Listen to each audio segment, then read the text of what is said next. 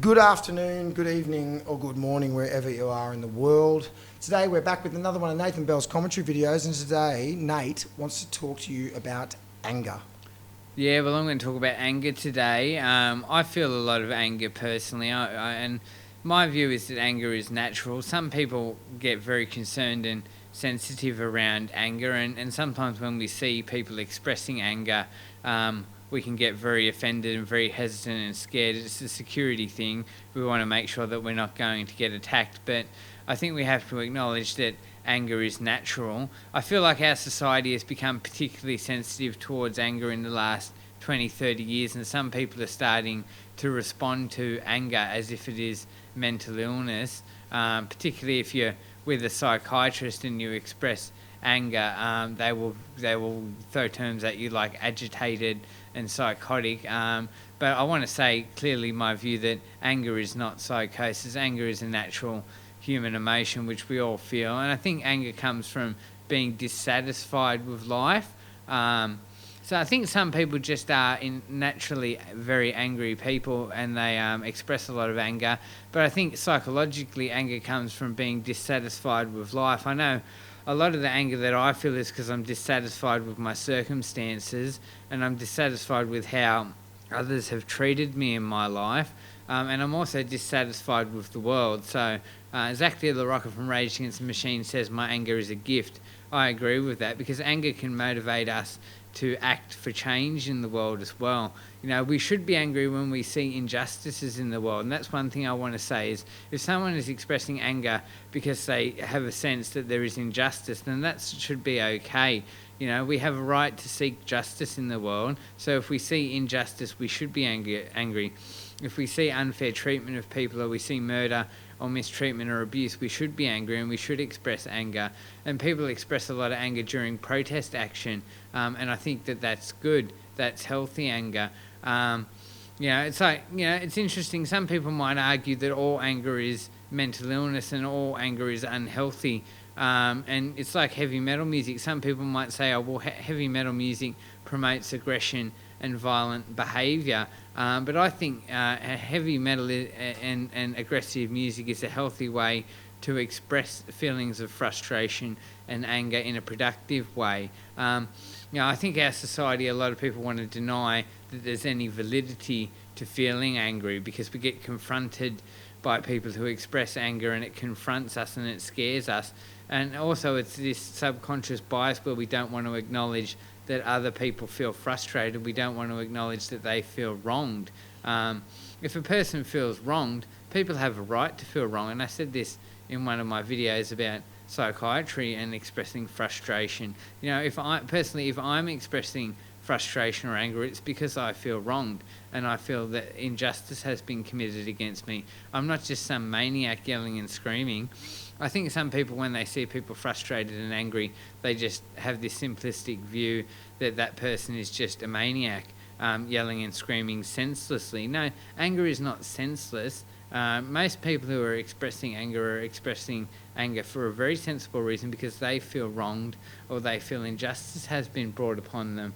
So when we see someone angry, we should try to be empathetic, and we should try and communicate with them and say things like, what is wrong, what has upset you, and we should acknowledge that even if it makes us uncomfortable, people have a right to be upset.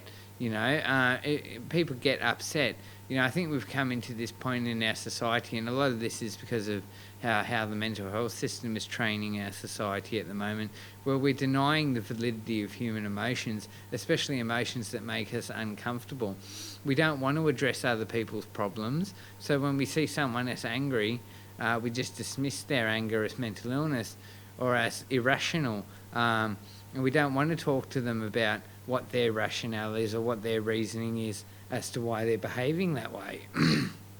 So I think that's wrong. I think when we're confronted with angry people, we need to talk with them about why they're angry and why they're frustrated, and try and help them address the things causing their anger and frustration.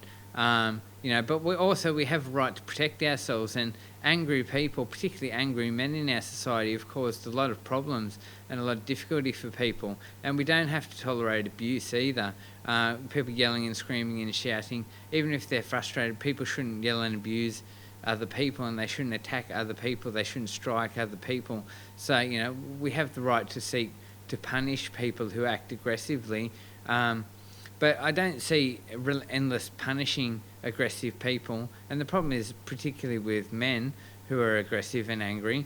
I don't see the constant punishing of aggressive behaviour as productive, because we have to address what's causing the anger, and we have to help people rehabilitate themselves so that they can live in a pleasant state of mind and a positive state of mind. I think most people probably deep down inside want to be happy, and anger comes from a lack of happiness and dissatisfaction with circumstances and life. So I think the solution to the problem of anger in society and hatred and frustration and the violence that causes is to help people be happy and content with life. And I think, as I've said before, being happy and content with life comes from much more complicated existential questions about what is the nature of life and what is the purpose of life, and seeking meaning and satisfaction in life, which is a difficult thing to give someone those answers because nobody has those answers. But I think life satisfaction will reduce people's anger and frustration, and I think to some extent people need to think about philosophy and about what is the nature of the universe and what their place is in life and what they want to achieve in life, and seek happiness. Because obviously happiness is the opposite of anger. So people want to be happy. And I think, as I've said already in this video, people express anger when they're not happy. So the answer to people who are expressing anger is not to lock them up or punish them or discredit their frustration by labelling it just delusion and psychosis. The answer is to help them find inner peace and happiness and satisfaction in life. I do think a lot of people in our society nowadays, particularly in the last 20 years since mental health has really been pushing in our society, want to discredit exhibitions of anger as irrational psychosis.